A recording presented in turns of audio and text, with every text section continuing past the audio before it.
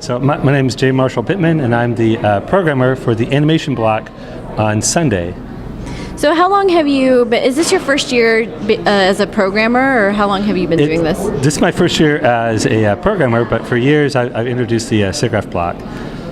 And how did you finally convince them to let you go ahead and program all the animated films here? Well, I think just talking to Bart year after year about the students I have at College, also a part of a group called A Bunch of Short Guys, and we promote and do animated shorts. And Bart and the Short Guys have got a long involvement as well. And so what is your approach to picking the best animated films that you can for this particular film festival? What do you do? How do you prepare for that? So I go around and talk to a lot of the educators in other universities, people at my college, at the schools and such, and usually I let them pick their very best animations. So, and this summer actually we did an animation camp with the Video Association of Dallas and the Dallas Museum of Art. So Bart and Keith Alcorn and I and Jessica did a little workshop for 8 to 12-year-olds, and they had some wonderful animations there too. So it's mainly personal relationships. All of this is local animation. So it's the local creators. So tell me more about the camp, because that's something that you really don't see anywhere around here. That's pretty exciting. This was the first year for that. How did that go? What were the students taught? It was awesome. They were there every day for a week, so from Monday through Friday. So the DMA has got a Creative Connections lab, and so we borrowed one of their labs, and we were able to do stop motion and some claymation and such, and Bart and the other animators led them through the process of storytelling. How do you develop a story? How do you find characters? How do you tell an interesting story? And they also did a little vignette about My Partner Is, so they got to learn about each other as well.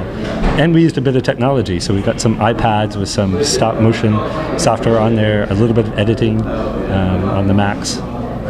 So really for animation, you're the creator, and you know, the sky's the limit when you create something. It's so different from doing a narrative film or documentary or anything like that.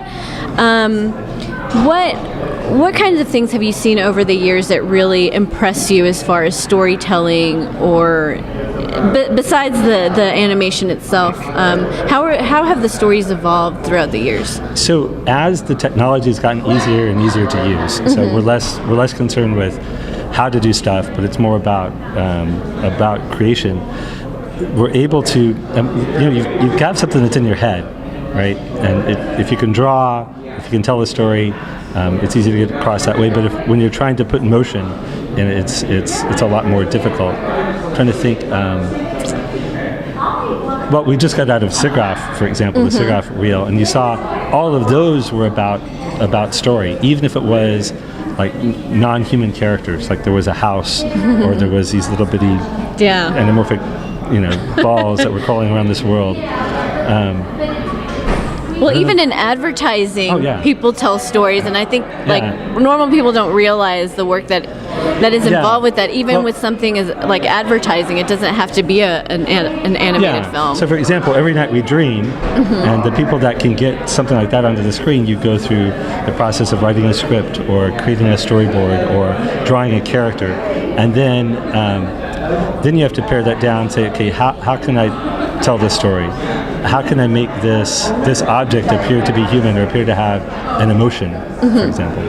And the field is so competitive now, because you were saying how easy it's much easier. You don't have to worry about the technology as much, and it's so competitive. So how do you really pick something, or what stands out for you when you're looking through?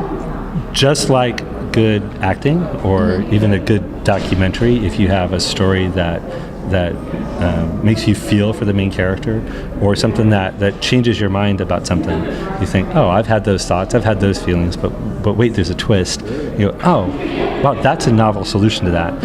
And I was really impressed with the students from the Career Center East. So they're in high school and just about to go to college, and probably about that time they're deciding what career they want to go into. And almost all the shorts, I think we've got 6 or 7 shorts from them. All of those shorts are about a character that you start to identify with, and he's presented with this wonderful challenge. He has to make a choice, and a lot of times the choices they make turn out a bit dark, actually. So it's really surprising to see. Is there cynicism at this age? But it was kind of funny. So you're talking about high school? Yeah, high school kids. Our animation block has the kids we had for the animation camp, so 8 to 12-year-olds. We also have high school students from Career Center East. And then there's some students from my college, Collin College. We've got 3 or 4 shorts from the University of Texas at Dallas as well. So it goes everywhere from 8 up to 18. And then after that, they're kind of out in the big wide world, doing their own shorts and films, or working for a studio or company. A lot of those guys have gone on to real effects. And before animation block is the making of the Book of Life. So a lot of those guys will grow up and do a film like The Book of Life, for example. And I guess many people don't realize that Real Effects, that we have a really amazing animation studio here in town. Yes, we do. If you can, tell us a little bit more about that studio. So it's 20 years old. It started over in Fort Worth, and after the tornado, they moved over here to Dallas. I was at Real Effects for a year or two when we were in the White Swan building downtown, and they moved into the big Yahoo building, and it's really been a lifelong dream of them to have their own story beyond the big screen. And they've done a number of animated movies over the years, but this is their second one that actually involves their own characters and their own story. Yeah, so I would say Dallas is a great place if you're an animator, and I guess people don't realize that, but it really is. And there's Real Effects, there's a few other studios in town, and there's a fantastic creative market. So what do you want to tell us about next week? What times are the... Okay, so our animation block is after the Making of the Book of Life block. It's at 1:15 p.m. on Sunday in Theater 1 at the Angelica.